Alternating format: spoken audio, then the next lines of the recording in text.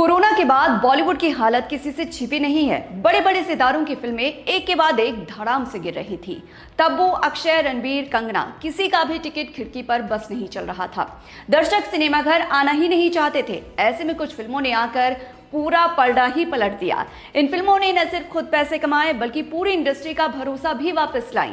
आज हम बात करेंगे ऐसी 9 फिल्मों की जिन्होंने पिछले 3 सालों में बॉलीवुड को जिंदा रखा। –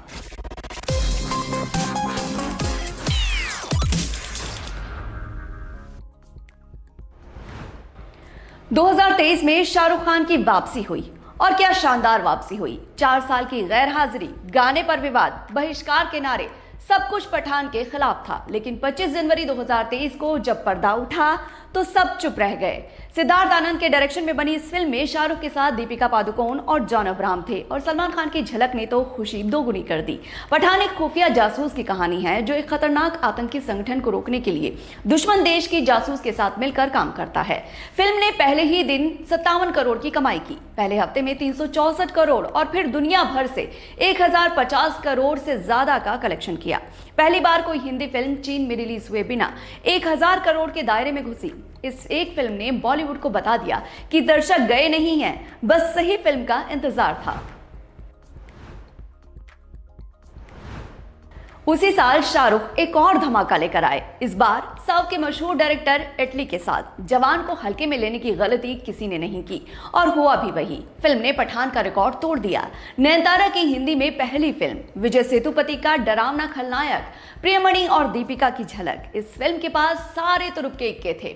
कलाकारों की फौज ही इतनी भारी थी कि फिल्म देखने से पहले ही जोश चरम पर था।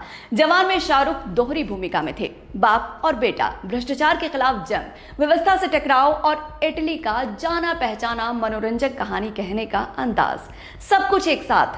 पहले दिन का कलेक्शन रहा 75 करोड़। पहले हफ्ते में फिल्म ने 348 करोड़ कमाए। लाइफ टाइम कलेक्शन रहा इंडिया में 640 करोड़ और दुनिया भर में 1160 करोड़ के पार।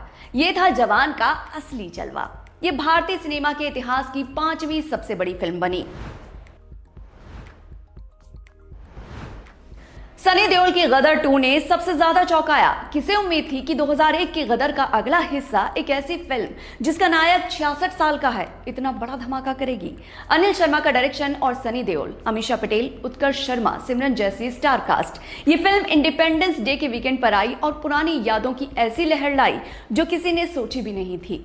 गदर 2 में तारा सिंह वापस पाकिस्तान जाता है अपने बेटे चरणजीत को बचाने के लिए। फिल्म में सब कुछ था, देशभक्ति, पारिवारिक प्रेम और सनी देओल का जाना पहचाना अंदाज।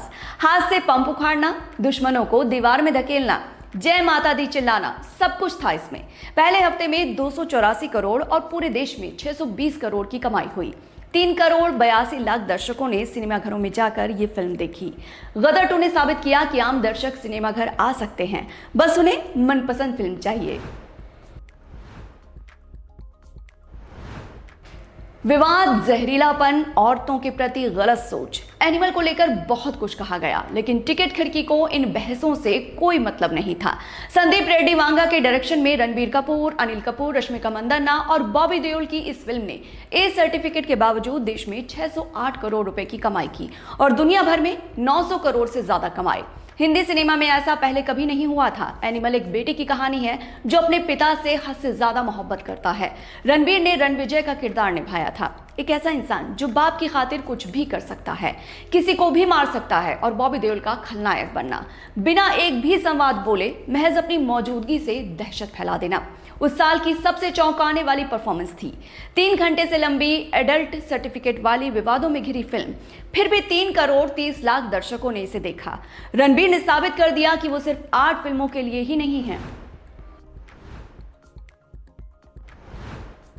2024 के अगस्त में आई हॉरर कॉमेडी स्त्री 2 महज 50 करोड़ की लागत और कमाई 875 करोड़।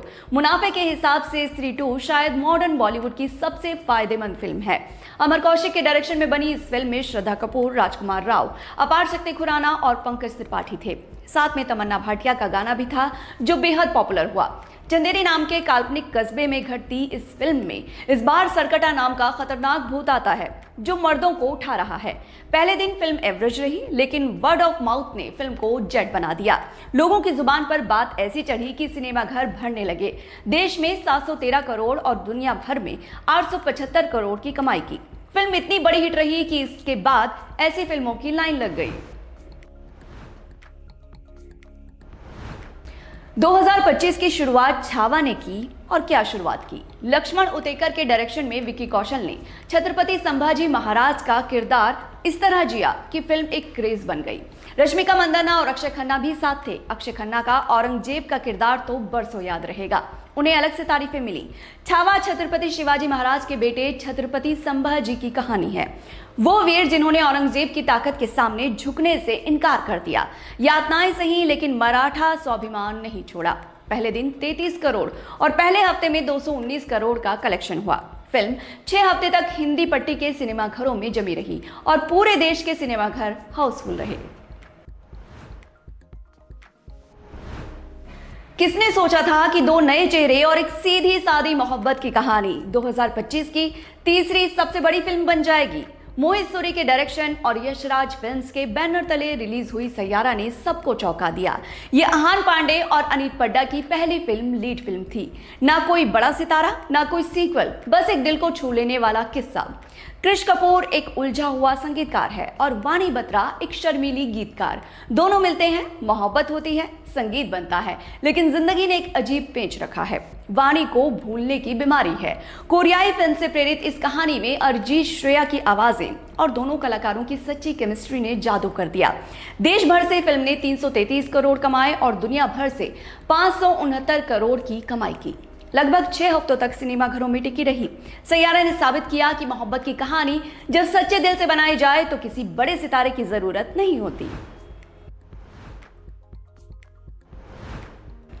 फिर आई धुरंधर, 2025 की सबसे बड़ी फिल्म। उरी बनाने वाले आदित्य धर ने वापसी की, और क्या ही वापसी की। साथ ही रणवीर सिंह ने करियर बेस्ट परफॉर्मेंस दी। फिल्म में संजय दत्त, अर्जुन रामपाल, अक्षय खन्ना, सारा अर्जुन और आर माधवन भी थे। ये एक जासूसी थ्रिलर फिल्म थी जिसने सिनेमाघर हिलाकर रख दिया। उसकी वर्ल्ड वाइड कमाई 1300 करोड़ के आसपास रही, आगे पीछे के सब रिकॉर्ड तोड़ते हुए। एक अकेला जासूस और एक ऐसा मिशन जो देश की किस्मत बदल सकता है। धुरंधर की कहानी यहीं से शुरू होती है। रणवीर की वो रॉनेस जो गली बॉय और बाजीराव मस्तानी में दिखी थी, इस बार एक्शन हीरो के रूप में नई ऊंचाइयां छू गई। धुरंधर सिर्फ एक कमर्शियल फिल्म नहीं थी, ये एक ऐसा ऐलान था कि बॉलीवुड अभी भी वर्ल्ड क्लास फिल्में बना सकता है। अब मार्च में इसका सीक्वल आ रहा है, जिसे लेकर भरपूर बज़ बना हुआ है। इस लिस्ट में आखिरी फिल्म है 2026 के रिपब्लिक डे पर रिलीज हुई बॉर्डर 2। 1997 की बॉर्डर का अगला हिस्सा 29 साल बाद आया और आते ही छा गया। इसे अनुराग सिंह ने डायरेक्ट किया था। सनी देओल एक बार फिर फौजी वर्दी में थे। इस बार उनके साथ वरुण धवन, अहान शेट्टी और दिलजीत दोसांझ जैसे एक्टर्स थे। बॉर्डर 2 ने रिलीज होते ही बॉक्स ऑफिस पर तहलका मचा दिया। इस बार कहानी में नई सीमाएं थीं, नया टकराव था और नई पीढ़ी के जवान थे, लेकिन वही जज्बा, वही देशभक्ति और वही सनी पाजी का करिश्मा। फिल्म ने बहुत करारा कलेक्शन किया। ये स्टोरी लिखे जाने तक ये फिल्म अभी भी सिनेमाघरों में चल रही थी। उसने अब तक 478 करोड़ का कलेक्शन किया है। ये एक बहुत बड़ी हिट साबित हुई है। इससे मेकर्स इतने प्रभावित हुए कि उन्होंने बॉर्डर 3 का भी ऐलान कर दिया। ये एक हिट फ्रेंचाइज बनती जा रही है जिसमें और भी फिल्में आएंगी। पिछले 3 सालों में ये 9 फिल्में बॉलीवुड की रीढ़ रही हैं। उन्होंने न सिर्फ उम्दा कमाई की बल्कि दर्शकों का विश्वास भी लौटाया, ट्रेड को भी हिम्मत दी। ये महज कमाई की कहानी नहीं है, ये भरोसे की कहानी है। पठान ने दरवाजा खोला, जवान गदर ने उसे और बुलंद किया। एनिमल, स्त्री 2 ने दिखाया कि विधा मायने नहीं रखती। छावा सैयारा ने बताया कि भावना ही सबसे बड़ा सितारा है। और धुरंधर बॉर्डर 2 ने इस दौर को बॉलीवुड का नया सुनहरा दौर घोषित कर दिया। आगे क्या होगा ये वक्त ही बताएगा, लेकिन फिलहाल बॉलीवुड जिंदा है और ये 9 फिल्में इसकी गवाह हैं।